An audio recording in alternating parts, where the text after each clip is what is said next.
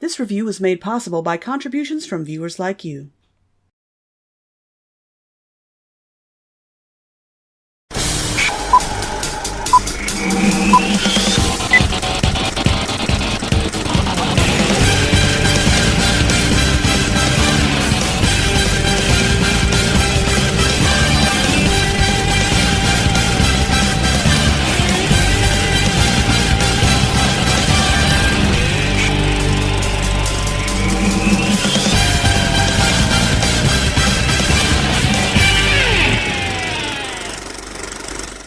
Hey guys, I hope you're in the mood for something cute and fluffy, because today we're going to look at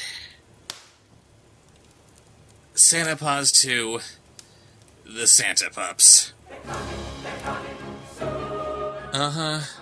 Santa Pups. First we had Air Bud, then Buddies, Santa Paws, and now Santa Pups. The cute, adorable madness will never end. Is the character of Santa Paws really so boring that Disney couldn't think of anything to do with him? He needs to be replaced with 4 cute widow puppies? I can already tell that this movie's going to be so necessary to the Air Bud extended universe. Because there needs to be an Air Bud extended universe just so I can be all cute and fluffy again. You know what? There are other dog movies out there. Do we really need to keep making these Air Bud movies? Our story begins in the North Pole, where our old and easily forgettable friend Santa Paws is excited about the arrival of his new puppies. It's happening! It's happening right now! Can't you tell how excited I am? Oh boy. Look at this. They couldn't even animate a frantically wagging tail or something. I've said it before, and I'll say it again. You're Disney! Do better! And where did this Mrs. Paws come from anyway? Did they get another stuffed Newfoundland and decide to imbue life upon it? Why is Mrs. Paws wearing this little old lady cap? Sure, we usually see Mrs. Claus wearing something similar because she herself is a little old lady, even though this Mrs. Claus has apparently lost a couple of decades since last we saw her. But why did they dress up the dog like this? Are they expecting Norman Rockwell to show up so he can paint her? So yeah, she gives birth to 4 puppies who are already several weeks old. They come up with the names Jingle, Charity, Hope, and Noble from Santa's nice list. Don't you remember a few years ago, the boys were all named Noble and the girls were all named Jingle? And Noble has a very conspicuous spot over his eye. Since neither of his parents have a spot over their eyes, I'm just going to assume that the missus got herself a little taste of Eddie the Elf Dog and put herself on the naughty list. Infidelity! Merry Christmas, everyone! By the way, they say that this is happening during the summer. Why is Santa allowed to walk around in his long johns, but Paws still has to wear that dumb little costume? We cut to 4 months later, and... wait a minute. The pups actually... age? And their legs get longer with age? What kind of mad sorcery is this? Wolfabob, did you know they do that? I didn't know they do that. I didn't know that either! Is Hope wearing a yarmulke? Apparently she hit her rebellious streak a little early and converted to Judaism. Paradoxically, we also have Jingle, who can't sing, Charity, who doesn't know how to share, and Noble, who doesn't know how to lead her. And as the only male in the litter, he's supposed to be the leader because penis? Anyway, Eli the head elf explains to the pups how Christmas magic works. Only Santa Claus, Santa Paws, Mrs. Paws, Santa's head elves, Eddie, and yours truly, have magic crystals. Again? We're falling back on the Christmas icicle.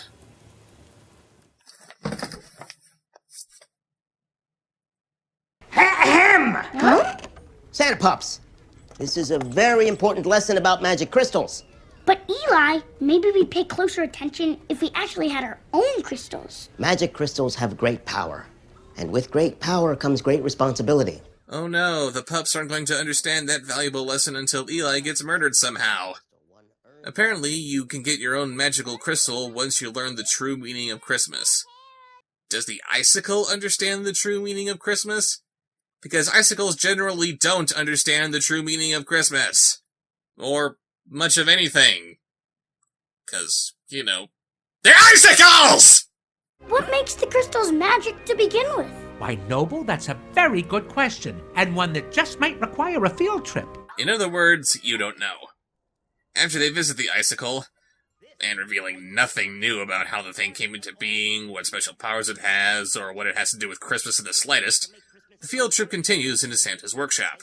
As you can see, Pups, the spirit map allows us to monitor where Christmas spirit comes in from all over the world. We can even identify where Christmas spirit is highest. Where the biggest concentration of Christmas spirit is in Poonville.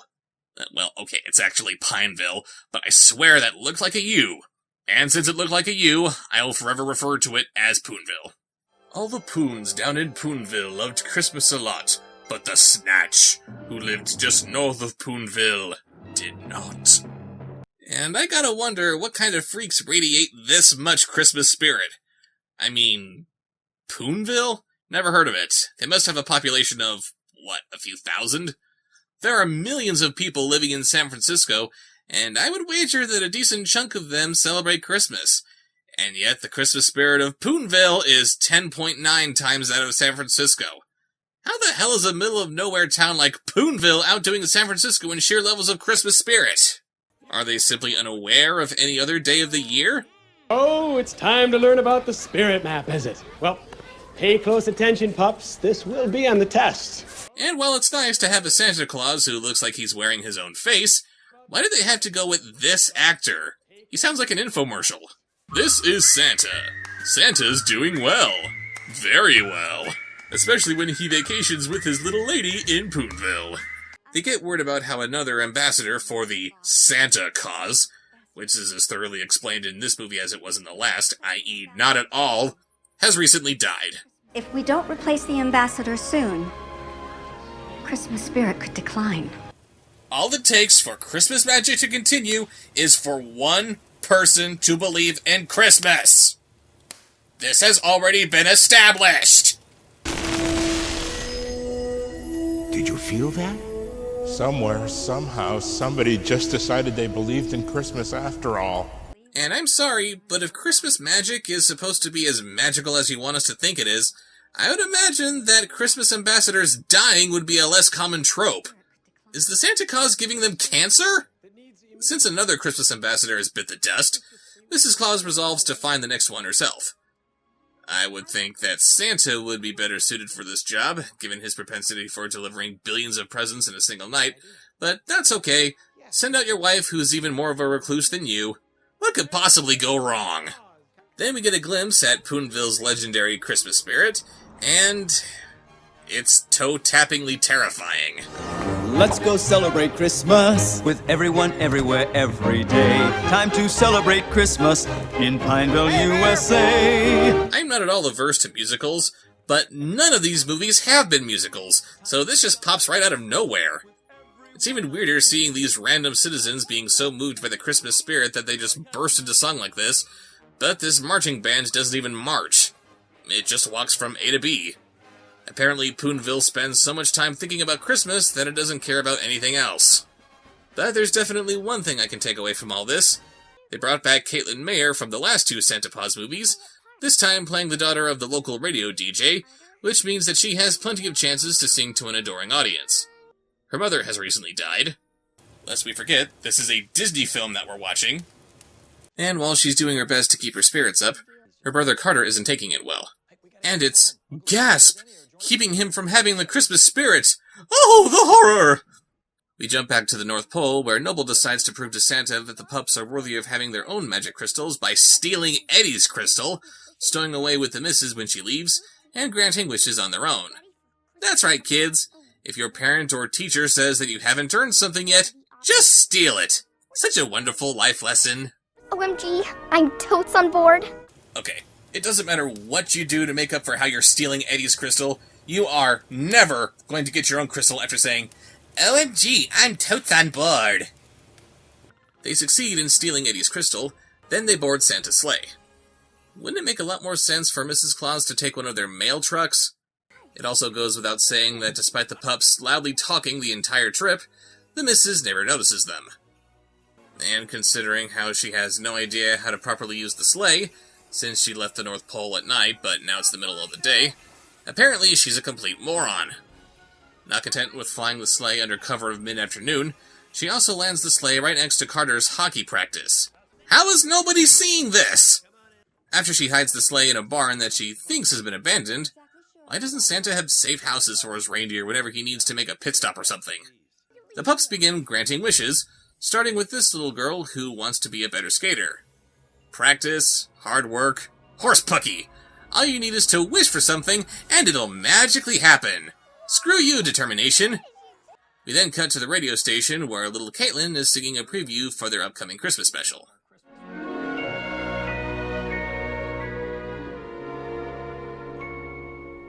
My blue Christmas always leaves me feeling This is nice.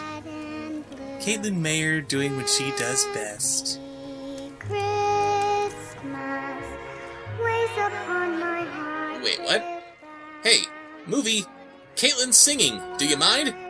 We don't want the one thing this movie has going for it to be interrupted by B-roll and bad CGI. By the way, in order to honor the memory of her dead mother, sweet little Caitlin here is singing one of her mother's favorite songs. It'd be one thing for her to keep a stiff upper lip in the face of this tragedy, but with everyone else carrying on like this as if nothing ever happened, it just seems kind of callous.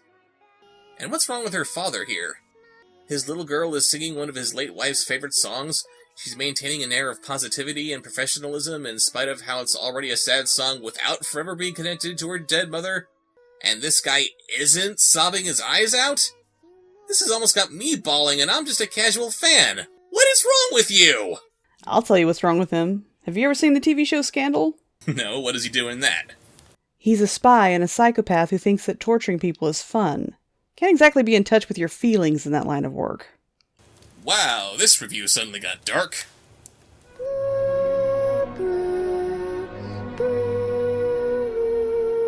Okay, now he's crying.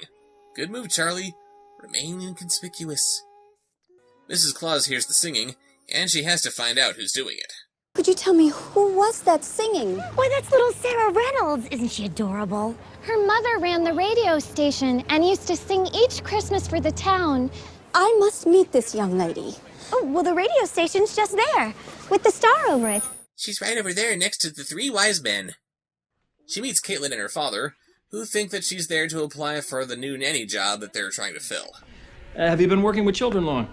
Well, I suppose you could say all my life. Well, that's a big fat lie. Do you see any kids at the North Pole? Because I don't.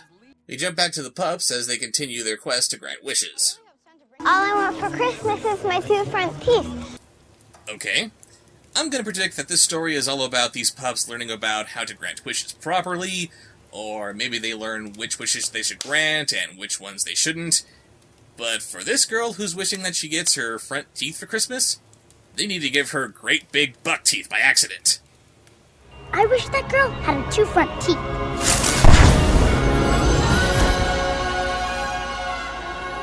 Boo!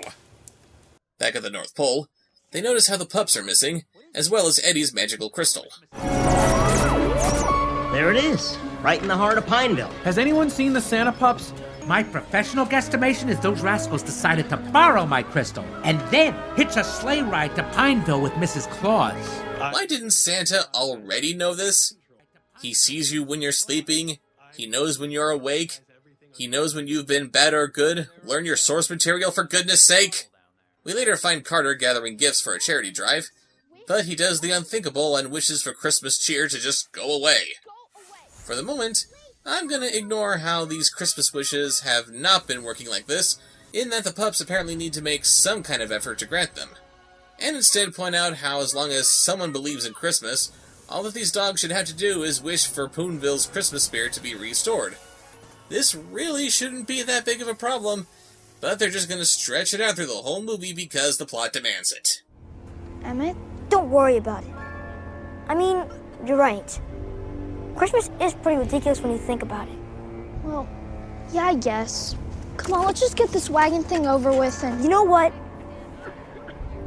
I'm gonna head home.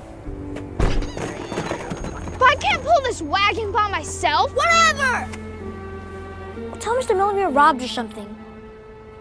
Unless we want to keep all our stuff to ourselves. Wow. The lack of Christmas cheer turned that kid into a total asshole. Is that how he is through the rest of the year? The Christmas anti-cheer doesn't take long spreading through the rest of the town. Well, never seen those pups before. Hey, Pups! You need any help? Oh, strays are a menace to this town. Those pups are going to the pound. By the way, this guy runs an animal shelter. Because animal lovers only love animals because of Christmas? What do we have here? I believe I have a puppy treat or two on me. Oh, look at that. Yuck! What is that? You wouldn't happen to have a candy cane, would you? We're starving. Come in. Let's put a lid on all this barking. Oh no, he can't understand us. Remember, Eddie taught us that people can only understand North Pole animals if they, truly believe in Christmas. He must not believe. Oh, well, there you go. Everyone's making a concentrated effort to not believe in Christmas spirit, just so they can get out of hearing you talk. So he steals the crystal from Noble and captures the pups. Back at Caitlin's house, Carter then spreads the anti-cheer to his dad. Do people disenfranchised with Christmas just carry a swarm of locusts on them? Do locusts eat Christmas spirit? Anyway, they accept Mrs. Claus, or Mrs. Kane as she calls herself, as their new nanny. Of course, it isn't long before they start ripping off Mary Poppins, about which Caitlin has no questions whatsoever. Sheesh, what did Mrs. Claus slip into her cocoa? Good night, sweet Sarah. Will you walk me to school in the morning? Of course I will.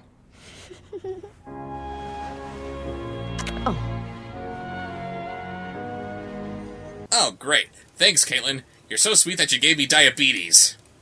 The next morning, Caitlin is disappointed at how they didn't get a chance to decorate their tree last night. I wish we had decorated the tree. Well, close your eyes and make a Christmas wish. I wish the tree was decorated. There you go! Christmas spirit and Christmas magic are in full vigor, so all that anyone has to do to stop the anti-Christmas plague is to just wish it away. Why is this a problem? Wow! Just a dash of hope and a teaspoonful of faith, and it all comes together. Are you sure you don't want to throw in a spoonful of sugar to help the cliches go down? She walks Caitlin to school while anti-cheer is spreading like wildfire.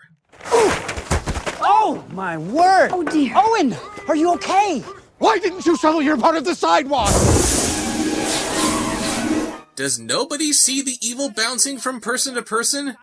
Apparently you either have Christmas spirit or you're possessed by Emotep. So, another family dropped off their dogs. Seems no one wants their pets anymore. Too much of a hassle. Okay, stop. Christmas is the most wonderful time of the year, when love for your fellow man is plentiful and all you want to do is good for your poor, beleaguered world. But are you seriously trying to tell us that Christmas spirit is the only thing that's making us love our pets?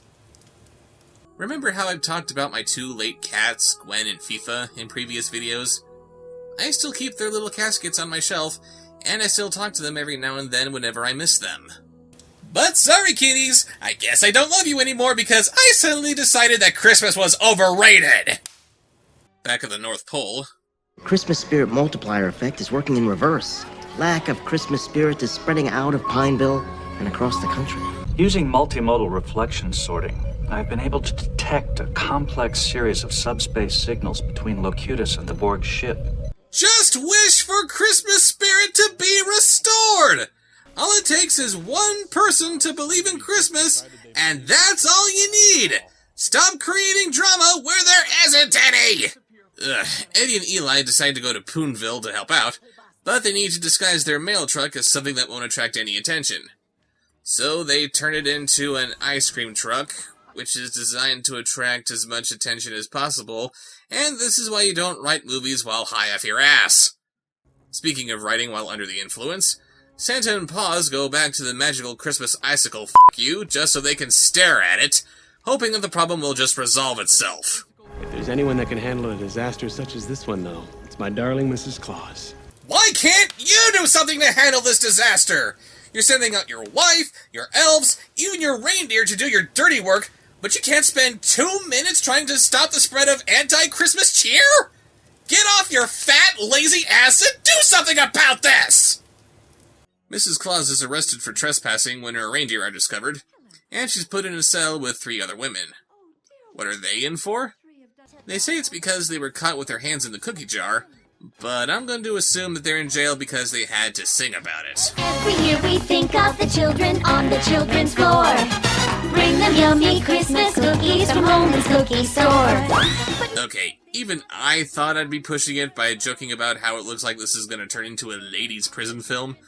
But then sexy Mrs. Claus starts stripping, shaking what her mama gave her, and even letting her hair down? What am I supposed to do with that? The pups get out of their cage thanks to the help of this other dog, then they proceed to get the crystal back.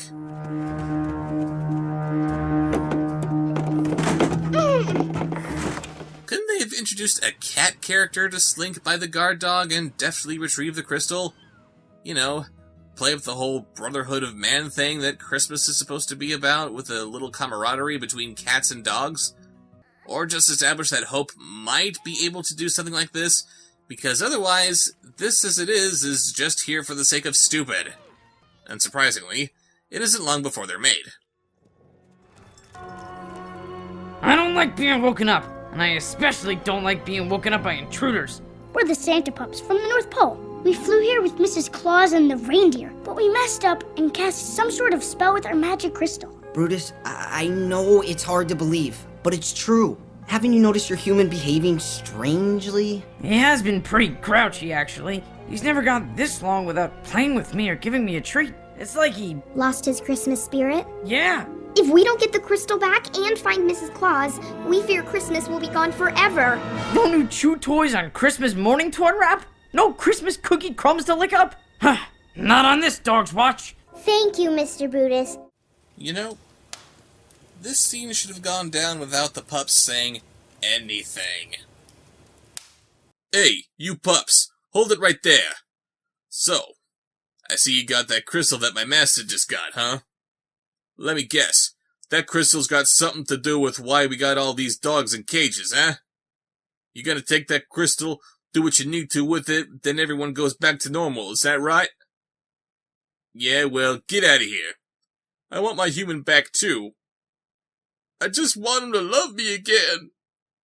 We later find Eli and Eddie, in their ice cream truck, looking for Mrs. Claus.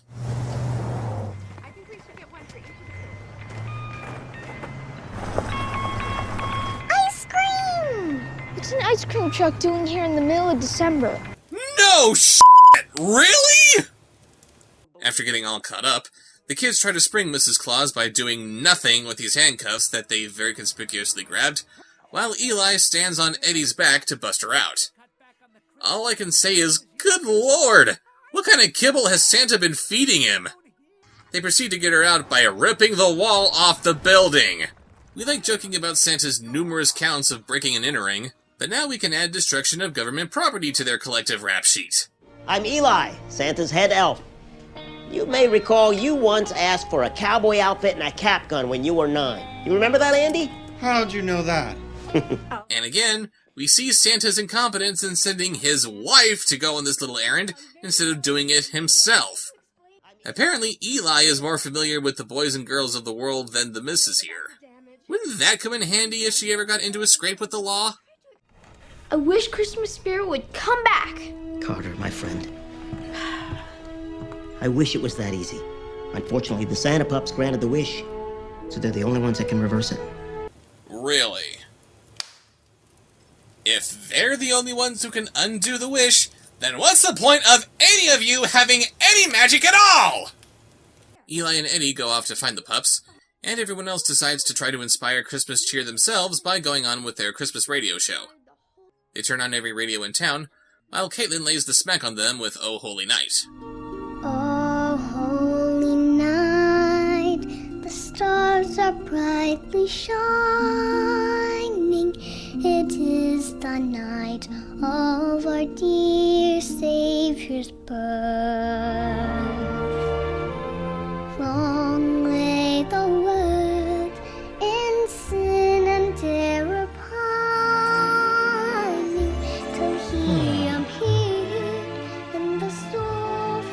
Oh. Caitlin, no, sweetie, we like your singing as it is. Leave the melisma to the divas. Naturally, this is enough to make everyone in town stop being dicks to each other. The pups are brought to the radio station. Carter undoes his wish. Caitlin is dubbed the new Poonville ambassador for the Santa cause, whatever the hell that means.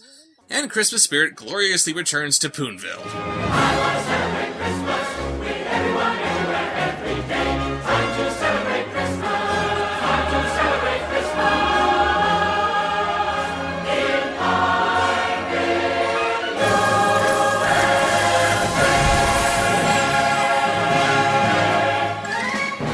After the citizens of Poonville sing a soul-stirring number about celebrating Christmas for us to go out on, we then cut to the pups in their classroom underneath the end credits. It's awkward, jarring, and I'm pretty sure it was added to the credits when they couldn't figure out where else they could put it into the movie. So that was Santa Paws 2, The Santa Pups. Are you surprised that it sucks? Like the other movies she's been in, this one is only worth watching for Caitlin Mayer. But otherwise, it's just painful. The pups are bland and obnoxious, the magic is bullshit. The implication that there is no love outside of Christmas spirit is downright insulting to anyone who ever loved anything. In other words, everybody. And when you get right down to it, these pups were completely pointless. No, seriously, let's look at this chalkboard from the ending credits from which the pups are supposed to be learning their lessons.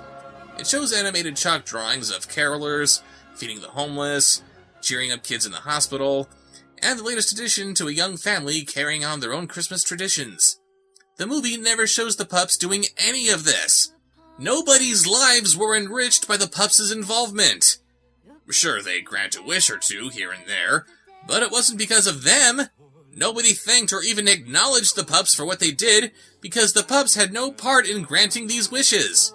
If Christmas spirit could be wished away completely by accident like this, I think that means these crystals don't actually need anyone for them to grant the wishes. It could have gotten to Poonville by accidentally falling into the Mrs. Purse or something right before she goes on her search for the new ambassador.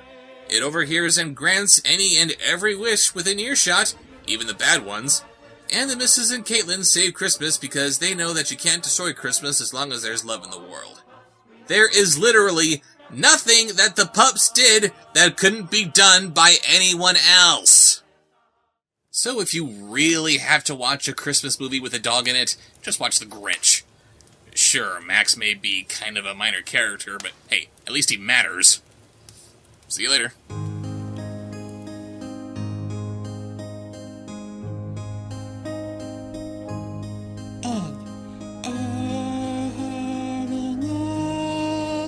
The stars are brightly shining. It is the night of our dear Savior's baby. Early night, something dancing. It is the night with the Christmas trees and Jesus was born, and so I get presents. Thank you,